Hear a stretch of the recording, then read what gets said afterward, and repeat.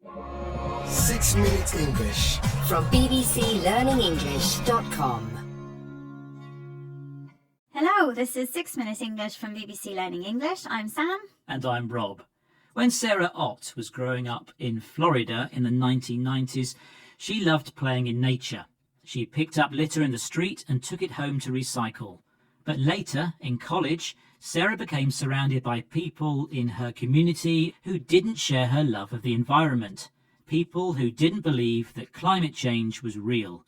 And slowly, Sarah started to doubt it as well. Climate deniers, people who don't believe that climate change is happening or that it isn't caused by humans, make up around 9% of the American population, according to some estimates. Now, Sarah works as a climate campaigner at the US National Center for Science Education, teaching children the science behind climate change. But her journey there was a difficult one, and she lost many friends on the way. In this programme, we'll be discussing climate deniers and finding out how to talk with people who doubt the science of global warming. And as usual, we'll be learning some new vocabulary as well. But before that, I have a question for you, Rob. Whatever climate deniers think, there is strong agreement on the issue among scientists on the Intergovernmental Panel on Climate Change, the IPCC. So what percentage of the world's scientific community agree that climate change is real? Is it A, 79%, B, 89%, or C, 99%? Oh, I'll have a guess and I'll say it's 99%. Okay, I will reveal the answer later in the programme, Rob. Marco Silva is a climate disinformation reporter for the BBC. He told BBC World Service programme The Climate Question what he's learned about reporting on the issue from around the world. It is quite important to make here a very clear distinction between being wrong, ill-informed about climate change and being a full-blown climate denier. A lot of people may not be very well versed with the science, the facts of climate change. To be honest, they can at times be quite complex, quite dense. Some people may have genuine questions about the subject. So with information, with facts, those people can be convinced. Climate deniers, though, people who reject the basic facts of climate change, are likely to be more difficult to persuade. Marco distinguishes a full-blown climate denier, someone who is completely committed to the idea, from someone who is simply ill-informed, meaning someone who knows less than they should about a particular topic. Marco thinks it's possible to persuade an ill-informed person that climate change is a fact, for example, by sharing personal stories of how the weather has changed in recent years, or by asking them why they doubt the scientific evidence. Full-blown climate deniers, on the other hand, are much harder to persuade. Here's Marco Silva again, sharing some advice on how best to talk to people about the climate, with BBC World Service programme The Climate Question. A number of researchers and academics have looked into exactly this topic before.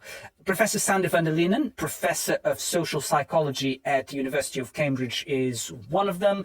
He's been looking into this long and hard, and when I spoke to him, he gave me a couple of tips. For instance, don't challenge a climate denier directly. Don't confront them, telling them that they're this or that, throwing insults at them, that their beliefs are wrong. That sort of attitude or strategy is only likely to backfire. If you do that, the chances are people are just going to hold on to their views even more firmly. Marco mentions Professor van der Linden, a psychologist who has taken a long, hard look at the issue of climate denial. If you take a long, hard look at something, you examine it very carefully in order to improve it for the future. Professor van der Linden advises us not to challenge climate deniers directly and never to throw insults, to say offensive, hurtful things directly to someone. This approach is unlikely to work and will probably backfire or have the opposite effect from that intended, such as making that person's opinion even stronger. Instead, what's needed is understanding and empathy. realizing that climate deniers cannot control the life events that led them to mistrust science, and the patience to try to show them the difference between fact and fiction. Okay, it's time to reveal the answer to your question now, Sam. What percentage of the global scientific community agree that human-caused climate change is real?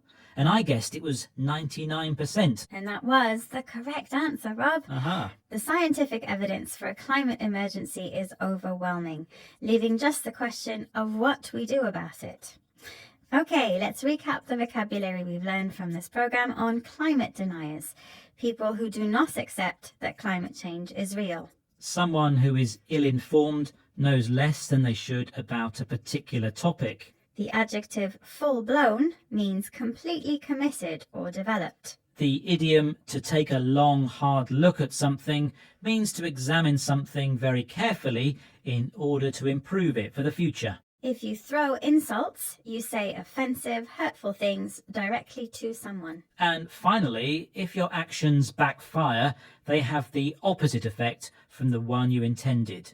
Once again, our 6 minutes are up. Bye for now. Bye-bye.